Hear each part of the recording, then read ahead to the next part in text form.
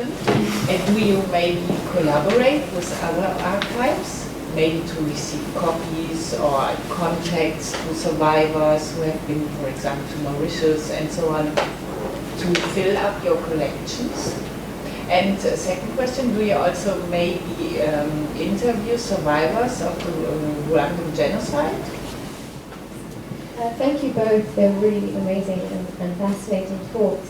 Jordan, I have a question for you, and this is obviously coming from ignorance on my part. Material culture of the Holocaust, how is this defined? Are you looking at, when you collect things, how do you decide what to take, what not to take? Are you again working, looking at the ideologies of the big the big museums, the Holocaust museums? How do you make that break? What do you think is important to keep and what's not? So first and thank you, really fascinating presentations. First for Achinoam, I appreciated your sort of formula, history versus memory over testimony. It's an interesting way to think about where we fit testimony into it, and also your distinction, or your wrestling with the dynamic relationship between history and memory, and how collective memory is constantly being shaped in a dynamic interplay with the past. And it's very interesting to see in these plays in particular sort of this reflection on the present and how the present makes use of the past. And I wanted to ask you about something very specific, which is that I think you mentioned that in Grandma Varda's Salon, the moment that the sort of actor unmasks himself is right after hearing about a terrorist attack, right? And so it seems that what you're alluding to here is that there's a dynamic interplay between the present and the past, and this sort of wrestling with the meaning of victimhood and vulnerability in contemporary Israeli society, and what sort of a collective shared legacy of victimization and vulnerability means in the present. So if you could say a little bit more about how you see sort of collective memory of the Holocaust playing into that, especially in 21st century Israeli society, and that. Really interesting to think about. And then for Jordan, I guess similarly, I'm curious about sort of this relationship between the present and the past. Tell us a little bit more about sort of the role of your center in post-apartheid South Africa, and what, I know you're not in the education department, you're sort of more in archives, but what the museum sees itself, or the education center sees its role in sort of the place of the Jewish community in post-apartheid South Africa, and connecting the memory of the Holocaust to the Rwandan genocide. I mean, you showed us Volume 1 and Volume 2.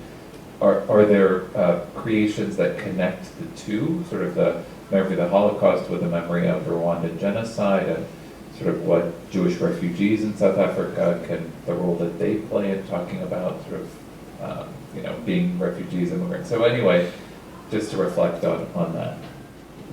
Okay, I have two questions. It's the same question. It's about the people who are seeing or are receiving the actions we may see now. If we talk, I'll ask Achinoam, you're saying that something that started as a fringe project became standard in Israeli schools, adapted to Israeli schools, but it's interesting to me how, do we know how students accept it? Do we know how their parents like it? Is there a consensus that this is good for schools? Are schools that are objecting to this? So this is one question. This is for you. And for Jordan, I'm interested in who is the public the center is catering for. Who are the people? I mean, you finished your presentation by saying we have a wonderful community here. That is, I believe, the Jewish community, or the South African community, totally, or these kids who get the sound bites, are they from the general public? Can we see that some sectors of the general public are more open, less open? So this, my question. Looking to the future, this is a question for Jordan. I'm wondering whether you see your primary mission as working with young children, and in education programs for children, or whether it could be a center for family history for scholars. We didn't hear anything about use of the center, the materials in the center by scholars. Unfortunately, I couldn't see the Mania perform, but I heard a lot. For example, a school who were preparing to the Pauline journey, yes, and the parents and the children were invited to do the event for preparing one night. And my friend told me she participated there, and she was shocked when she understood this is not a survivor. And they left, and she was not the only one. And they, after wrote a letter to him, why he didn't say at the beginning that I'm an actor. And I heard it more than once about this specific performance. And to you, Jordan, I think it's amazing to build a museum from the beginning. The sky is the limit, and I hope, and I'm sure you will do something special in your museum.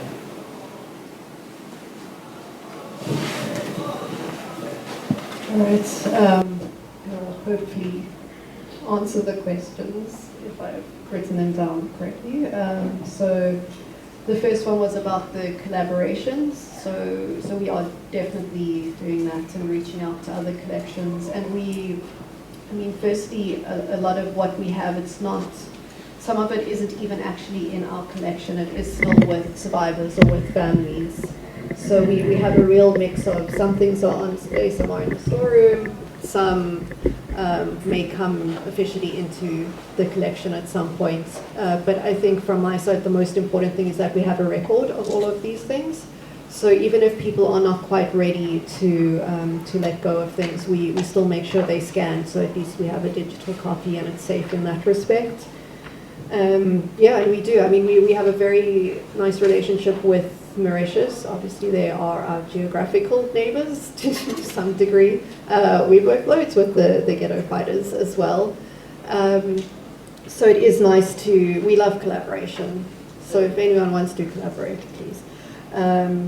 And then linking, and then with the other centers as well, sorry, so there is, Durban has their own collection now. They, when we started, they were also like, oh, maybe we should be doing this. So it's quite nice to have someone that side to back and forth with. And Cape Town has, they have quite a large collection, which is, it was linked to the university in Cape Town as well. So they've got their own collection. As far as interviews with the Rwanda survivors, yes, we do have that as well. I focused on Holocaust because this is Holocaust Testimonies. But if you look at everything I said, the Archive Fridays, the story ofs, you'll find Rwanda stories there as well. And we do have a very good link with them, and we are the space. Every year there's Kwebuka, which is the annual commemoration of the 1994 genocide in Rwanda, and that's held at our center. We're the official space for it. Okay, so material cultures and what do we keep and all of that. So this is part of this whole process. So we don't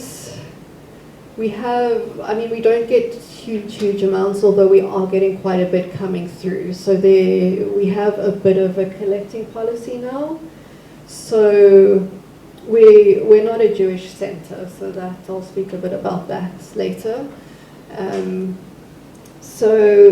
As my one slide said, we focus on genocide, and the first step is essentially anything linked to that. And when you talk about genocide and you talk about people fleeing, there's generally not very much. So personal belongings, if it's something that's not, so with our library as well, we may have some Sidurium which we wouldn't necessarily collect, but if it's linked to a survivor, then it comes into the archive. And then, I mean, we're really figuring this out. So we have a lot of photographs, a lot of correspondence and official documents. But people are starting to bring us some interesting things. But we do have stuff which was dropped off before, and a lot of people do. They clean out their house and they bring us a box of stuff. And at least now we can say, no, sorry, that's not part of our policy. So we're kind of loading out on a few things like that. But we're waiting to see what we get. And I'm also terrible. I like collecting everything. I think everything is important and everything may be relevant. So if it's a beautiful example of something, we also have, because there aren't so many archives and so many people doing this, I also feel that it's better in our collection than if it just goes home or if it goes somewhere else. Working in a post-apartheid space and who our community is. So this may all connect to everything. Who's the center for? So yeah, as I said, we're not essentially a Jewish center. A lot of people think we are. We are obviously very linked to the Jewish community, but that's not only what we do. So if you go into our exhibition, we have two main case studies, Holocaust, Rwanda. There is a transition section, and part of it, okay, the screen's gone, but we have a picture of Irene, who you saw with the red hair, saying something about this never again.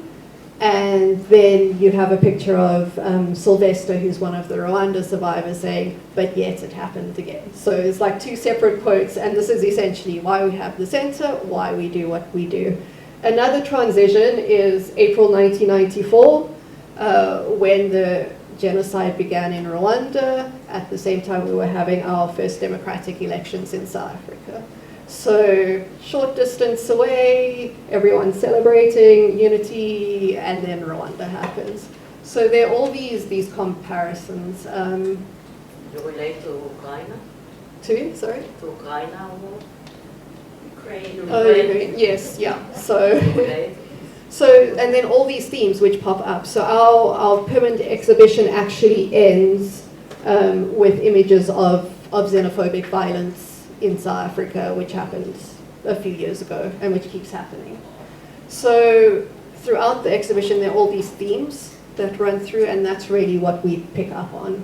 So a lot of people have kind of criticized the fact that there's a Holocaust center in Johannesburg. We would not be able to just build the Holocaust center the way we did. We have a Holocaust and Genocide center, but we need a Holocaust and Genocide center, and it's a very interesting way to look at it, and it makes a lot of sense as well, because if you are especially the average kid in Johannesburg, South Africa, and you're looking at all these black and white photos of white people from a place you've never heard of, from a time which was your grandparents' time, it's very difficult to relate, and empathy is a very big part of what we do as well, and personal actions and choices. So coming to Rwanda is a very interesting thing to look at, because it's also genocide, and it started exactly the same way, with the othering, with the hate speech, with the propaganda.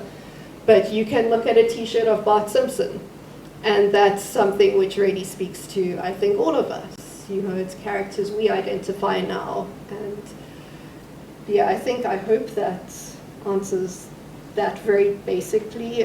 I mean, obviously there's a lot to speak about, but we can chat afterwards. And then there was just the question about it being a space for scholars. So that's actually how it was created. It was created as an education center for scholars. I'm a museum person, so when I started there, I was like, no, accessibility and education for all. And it's open to researchers. The problem is, if you come into our archive, you're not going to have the most enjoyable experience. It's not going to be as easy as you do going into other spaces. So this is very much why we are doing this as well. We want to get these things up so that people can come and research. so that we can add it to the story. And yes, we absolutely want scholars coming through.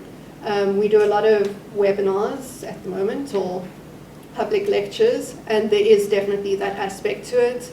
It's just in South Africa, it's geared a lot more to schools because it's part of the curriculum. Kids come and visit.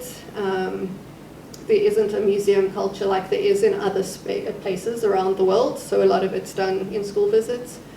And then we do have this community, which I always speak about. The community, it is largely the Jewish community because it's mostly descendants, so it's people who've come to the space because of that connection. But we have people just coming from all over who just like what we do, or visited the center and think it's interesting, or like museums, and we're still standing after COVID, you know, so we're kind of expanding on that. And our community, I mean, it includes like our coffee shop and educators in Johannesburg generally. So I think a very special thing about our space, and what I love about it as well, is that it's a home to people. So during COVID, it's, you know, we always call the volunteers and we're like, are you okay? Most of them are pensioners. But it forms a very important part of their life. So when they're not there, we feel it and they feel it, and it goes beyond just being a research space. And we do know a lot of people personally. So I think there is that aspect, whether we want it or not, we definitely do want it. But really, we're a really new space. And we do come from a very different context where people, like we don't have researchers like you just everywhere, you know.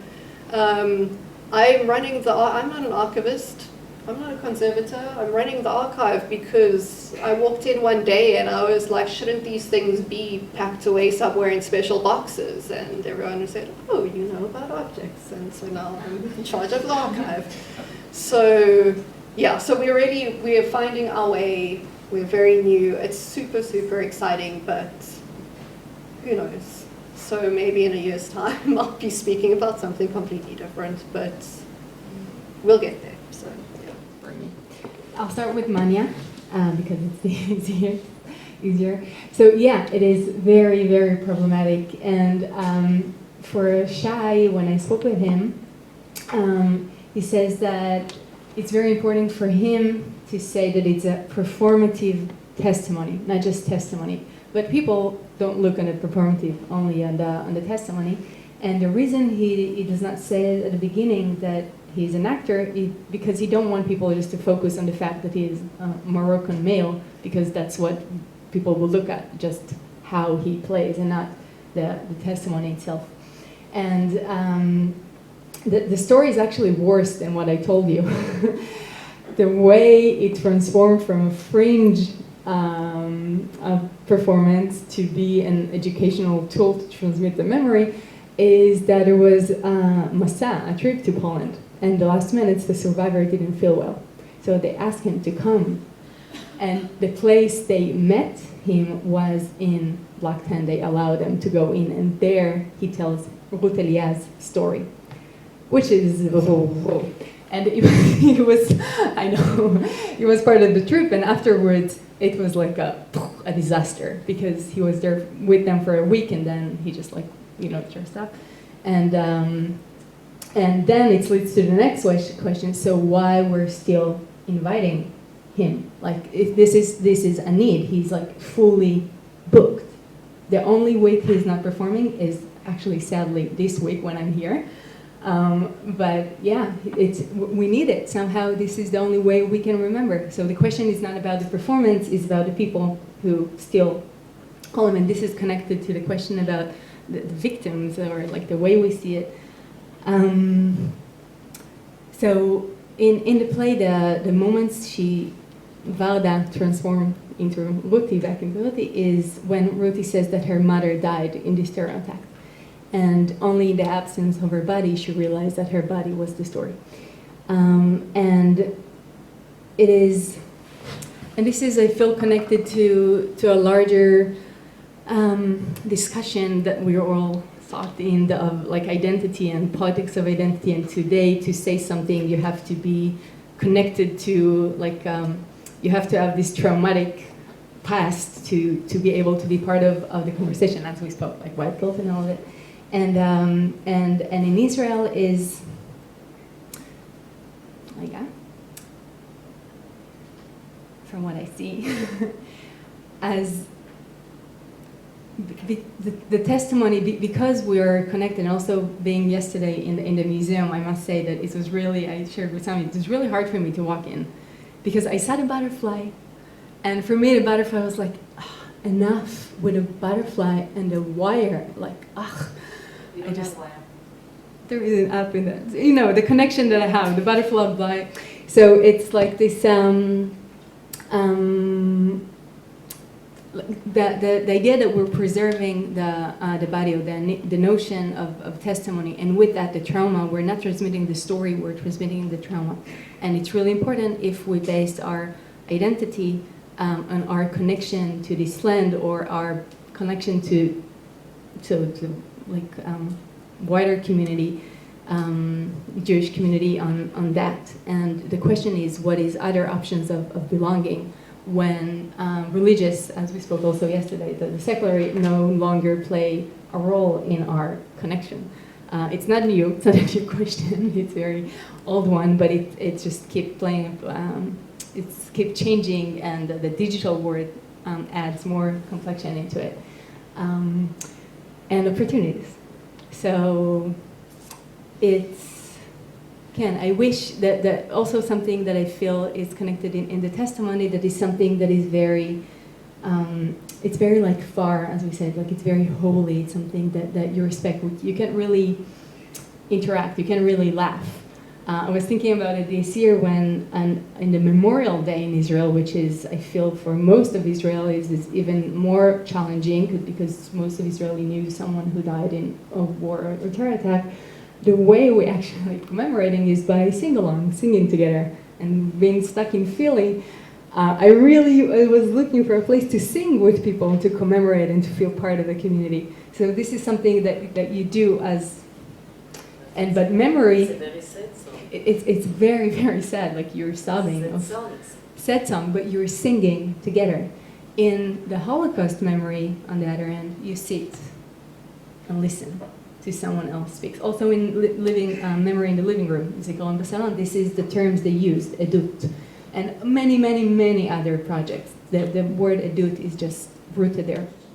So how people are remembering today in Israel, that's what you have. Do not remember, just to forget, just to let it go. Okay, you'll have the siren, you'll stand. Okay, great. We can go back to the computer. This is my generation, this is my friends, this is me. Let's talk about other people. But there are so many initiatives that tries to find a way to commemorate. And there are fascinating things, also drawing from the Jewish practice, we spoke this morning, Jewish memory practice of like fast, or Leil HaSeder, and like other alternative ways. And but it's not solved. And it's also a question, do we need one way to remember? So firstly, thank you very much for two wonderful presentations. My question is for Jordan, and I'm curious about the focuses of if you could speak a little bit about the focuses of the permanent exhibition, and how,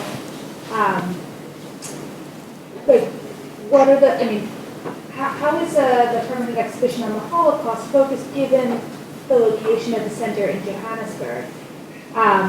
You mentioned in your presentation, one of the questions that you have going forward is how can the center position itself within the larger context of the African continent, for example. Is there a focus in the permanent exhibition about the Holocaust in Africa? For example, there's like a recent book that's come out by Sarah Stein and Omar Boom about the Holocaust in North Africa. And so I'm curious about how the kind of the local context, well, it's not local to the entire continent, obviously, Africa, but how is the kind of the focus of the position of the center in Africa, how does that inform the exhibition, the permanent exhibition, if at all? Thank you. My question about the theater pieces in the 21st century Israel, because I'm sorry, I have no idea about that.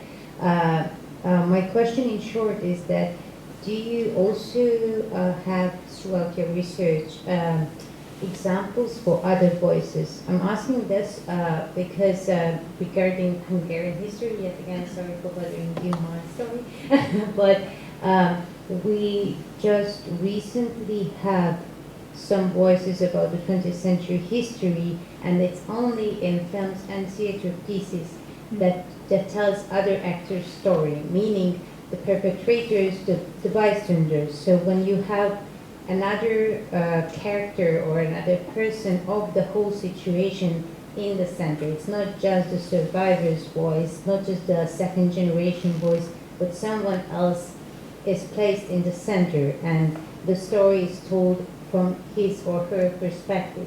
Do you have an example here in your research for that? Thank you. And Achinom, because I'm holding the microphone, I'll ask one more question, because you said something that really struck me. You said that in the process of conveying the memory, the story is not being communicated, but the trauma is being conveyed. And I want to dig into that because I think it's a really interesting point. And I'm thinking about what Dudi said to us on the first day about it's all about storytelling and communicating stories. And you're saying that if the story's not coming through, it's the trauma that's coming through. And I'm also thinking about, so Amos Goldberg, when he writes about sort of diary writing during the Holocaust, the title of his work is Trauma Beguf Lishon, trauma in the first person. And he argues that its language is simply inadequate to convey an individual's trauma, right? So what I'm wrestling with is for the audience to receive that trauma, which you're talking about, do they have to also have a sense of being traumatized themselves? Like, or do you think that it is possible to convey and communicate trauma through storytelling? Firstly, if you go online, we did a virtual tour of our building, so you can go check that out as well. But I'll just briefly explain how our permanent exhibition works. So we do have a small children's memorial, but as you come in, the first room is about the history of genocide.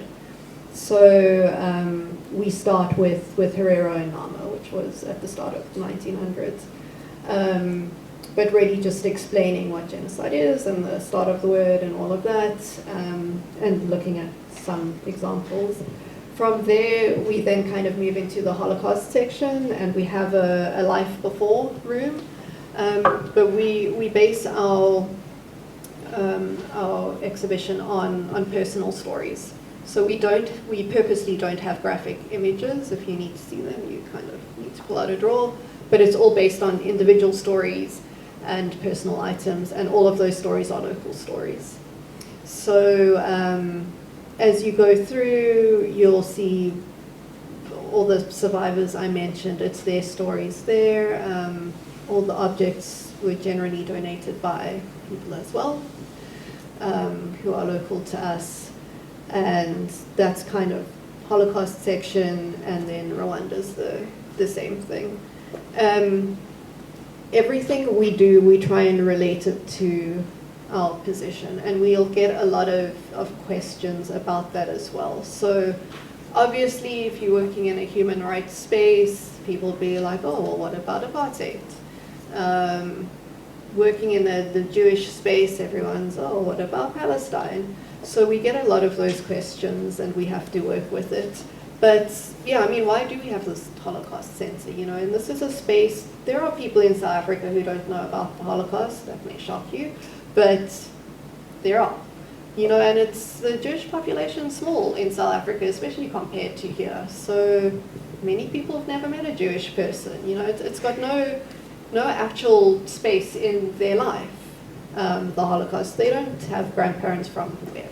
But, you know, they have grandparents who were around during apartheid, and you know, maybe they're speaking about it, but probably not. And they live in the city where foreigners are being targeted just because they're foreigners. So, you know, things like that are things, especially if you look at kids, that's what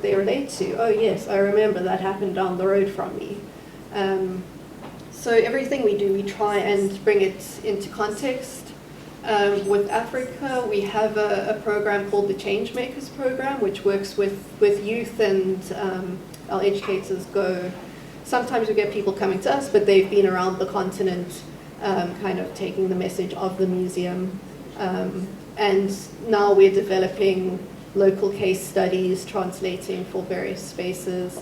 Temporary exhibitions as well. We're trying to get one next year on hate speech, and it's like, well, we've got to make it relevant to our space. So that's always on the mind, and yeah, just working in the space that we work. It's really interesting and dynamic, and it's what the kids bring and all of that. And I think, sorry, I didn't really answer your question as well, talking about being in this post-apartheid space and how we relate. And yeah, also a really interesting thing, I mean, South Africa in general, if you've ever been there, it's very diverse, but it's got this history. But in our space as well, you've got all these kind of old Jewish bobbers and zetas who never really have interacted with young black kids, and they get an opportunity now, and it's kind of special what's happening there. And being a human rights space, it's something we talk about a lot, and we've recently done what we call diversity training to kind of just get people to realize that they can't just say things, and try to get them to understand. And that's sort of part of our journey, I think, both ways as well, is that a lot of the kids coming into the space also, they don't know these stories, they haven't heard of Holocaust, they're putting their country in context of World War II, so it's happening the other way as well. But we always try and keep it relevant in some way, but who knows, we'll see how we develop that as well. So the question about the other subjects or theme in the theater, so yes, there is a lot. Main groups that I kind of categorized is first stories of minorities. It can be the Saloniki, or North Africa, or LGBTQ, or women, Jewish and not. So this is like one place through the theater to find a place in the national Holocaust consciousness. Another main part is the relationship with Poland and Germany, and this is like a whole section, something that happens in Israel, and also there is this yearly festival in Krakow that there's a lot of fascinating performances there. So, and there is also the inner politics, where like in which part of our life we are the I can't pronounce this word. Regarding the Arab, like Jewish-Arab conflict, and in a social way. And so I didn't look on all of these categories. I just categorized them, and I focused on plays that really reflect on the way we transmit the memory. But I can tell you that in regard, I did look into Eichmann trial. That is something that started to come up, and also last year in 21 in Lechumei Getaot, the collaboration with Habima, they reenact the trial. And there are many, not many, like 6 others that I found about this trial, and the question there about how do you step into the shoes and through this reenactment trying to understand the one in the glass box it's there. Very, very complex and sensitive. One of the directors, she didn't mean to say that, she really wanted us to reflect, but she got like threats and stuff. From people that didn't see the show, it's just like a headline in the newspaper. But there was a search for it. In regard to the trauma and the body, so I feel if I'm looking on other traumatic events, there is, I'll tell you what I'm looking at. I don't have an answer, just the way I'm looking at it. So from a theater point of view, the place of ceremony of this, the ability to transform experience, to code it into symbols, is very, very different. So the question is, why are we remembering? Like, what's supposed to be the reaction of the audience at the end of this event? Usually I feel that in testimony, the reaction is like, In a ceremony, mostly it's finishing in a different, you're supposed to walk through something, you're supposed to transform. This is the idea of ceremony. And when we think about other traumatic events, it's the food and songs and objects plays a central role. And also I feel, if we're talking about testimony, is it something that is frontal, or is it something that you're allowed to interact? So other performances that I'm checking are really examining the interaction. And you see a Holocaust survivor, that they're not trying to reenact it. It's more complex and beautiful way they're doing it. But and an audience member, and they're having a conversation. And through the conversation, it's not just the story the way it is, that there is the place to interpretate, to ask questions, so I feel through the interaction, and it's not something that it's set, but something that you can touch, you can convey the story, but not the trauma. So I feel, I don't know yet, but I feel that there is something there that allows this.